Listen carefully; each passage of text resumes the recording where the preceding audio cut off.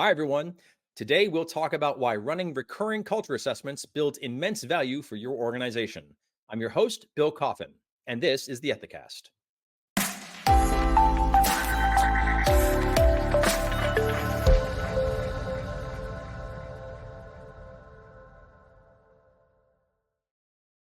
Ethical culture matters to employees, investors, and most of all, stakeholders.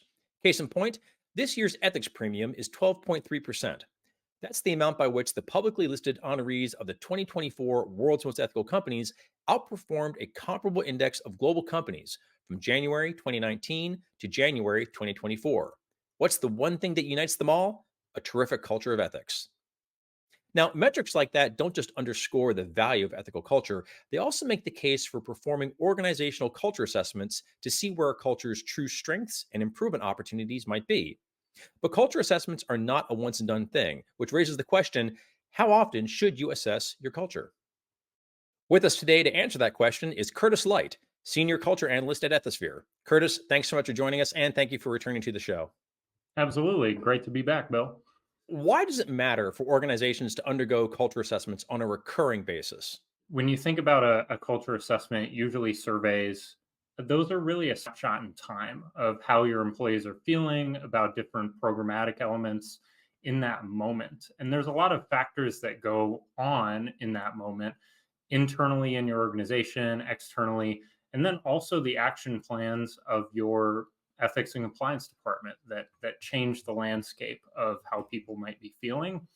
So it's important to measure at a periodic basis to see how you're improving and really create a journey of improvement and not just a monolithic effort. In the recent ECCP updates, we saw language around how and how often organizations measure ethical culture. And so there's kind of a continued and more focused point on how often on this recurring measurement. So when we're thinking about how you decide when to measure, how often you measure, there are lots of things to consider, and we'll get into some of those. But the key here is you want to be able to measure how your actions are affecting the ethical culture over time.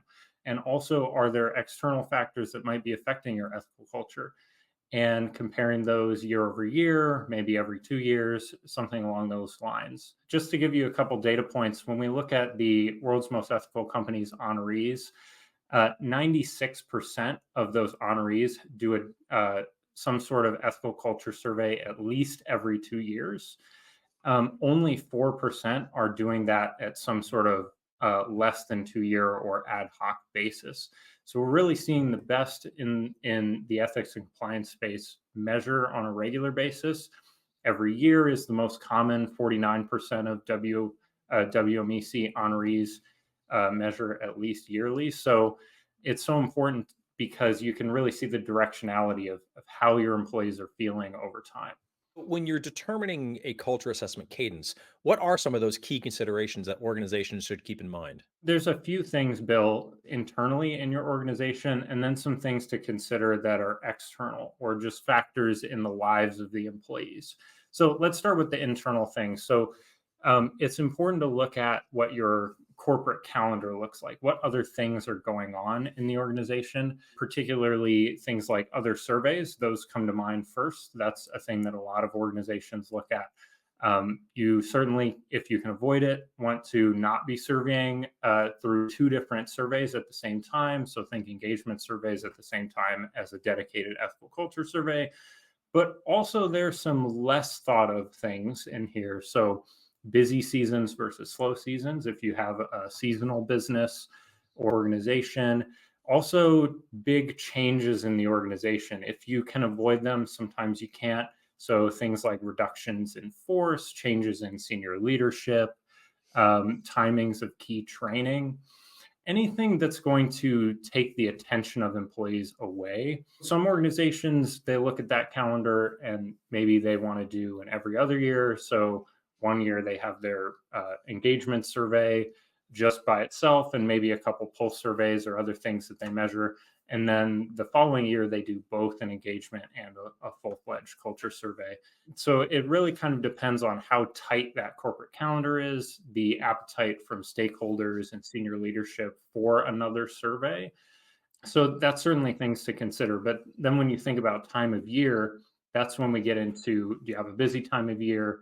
Are there big events coming up on the corporate calendar or changes that you can avoid that are going to take attention away from your effort, that are going to hurt your response rate? Now, switching gears a little bit, if we look at things outside of your organization, some of these may be obvious, but they're certainly good to note. Things like major holidays. Mhm. If you have a truly global organization, it can be hard to avoid all of those. There's some sort of celebration or thing going on pretty much around the world all the time. But it's important to avoid those major holidays, at least for your kind of big pockets of your employee population, and then also popular vacation times. So if you have a large chunk of your workforce that's taking vacation during the summer, can be something to avoid. But it's so different from organization to organization. The key thing here is maybe you look at all these factors and you're determining, okay, we want to survey every year, but what time of year do we want to survey? Maybe there is no perfect time. The point here is to not get discouraged. Find a good time. It doesn't have to necessarily be a perfect time. It's important to still measure, even if you can't find a perfectly quiet time in your corporate calendar. Those generally, for large organizations, don't really exist. There's always something going on. Culture assessments never exist in a vacuum. Could you shed some light on what kind of supporting initiatives that ethics and compliance teams should think about when setting up a culture assessment cadence and what their timing should be? Yeah, you're right. So often ethical culture surveys, they don't paint quite a full picture. They're a great foundational effort to collect a lot of data and feedback on how your employees are feeling about the elements of your program. But there is opportunity a lot of times to collect qualitative data through some other measurement efforts. And so as you're deciding when to do your main ethical culture survey, and kind of collect that big piece of data, you also want to be thinking about, there are likely going to be some questions that data raises, things that, okay, we have an opportunity here, but I'm not really sure what's causing that opportunity, or maybe there's a peculiar result or something that you want to look into further.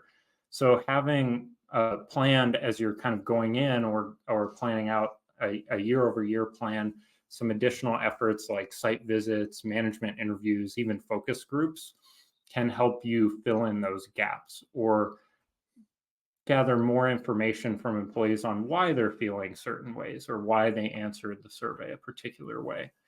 So these efforts, you can be a little flexible with the timing of these. It's important to have some flexibility both in the timing and the audience of these, because you want to be reactive to what your survey data tells you. So you won't always know, and often won't know, what your survey data is going to raise as opportunities or areas to look further into. But you do want to set aside some resources and some time to do some sort of qualitative or supporting measurement effort. So focus group site visits, manager interviews, things like that. So typically what we see organizations do is they'll have some sort of regular cadence for these, like they do with their ethical culture survey. But then the topics that they measure will vary depending on the risks that they're experiencing. Maybe there's a new risk that's coming up. It could be something from the data in their survey. It could be they are really focusing on a particular area and they want feedback on those action plans that they've already implemented.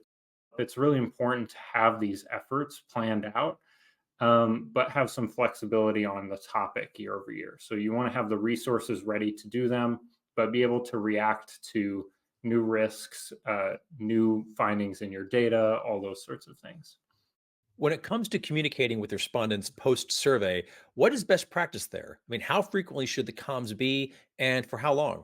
This is a big and very important topic because, as we alluded to in the beginning of the episode, there's a kind of a fear of survey fatigue at pretty much every organization, especially from leadership. Are we surveying too much, too little? And we kind of think about survey fatigue as employees aren't necessarily tired of taking surveys. They're just tired of taking surveys where nothing happens based on their feedback. So they're providing all this feedback, but then they don't see anything happen. At a lot of organizations, there are great actions or changes being made from survey data, but employees just don't know about it because the communication isn't there. So when we're thinking about communication, you want to tailor it to your audience. So certainly you'll communicate to leadership, the board, maybe the audit committee, or combination of those stakeholders. But you also want to consider, and we strongly recommend communicating to people leaders at all levels of the organization. They're really the tide that raises all ships. If you can have them talking with their teams about some of the opportunities or key things that came from the survey, especially as you begin to implement action plans. Maybe this is additional communication around particular topics or additional training, things of those nature. If you can have management echo that message and relay that to their teams, it can be much more impactful. Looking at the data we have on the world's most ethical companies, 76% of them message around their culture survey data to all people leaders. But then we get even to one level below that, where we strongly encourage having some sort of regular messaging post survey to all employees. So when we look at the world's most ethical companies honorees, 77% of them have a message for all employees. So that encompasses people at all levels, even your frontline employees. As we talked about with survey fatigue, it's important for them to know both that their voices were heard and that something is being done with the data, that they didn't just answer a survey for no reason. So, but this message can change between depending on who you're messaging. So, for all employees, you can communicate things like high level, hey, here's how we, or areas that we did really well. Here's some areas that we're going to work on.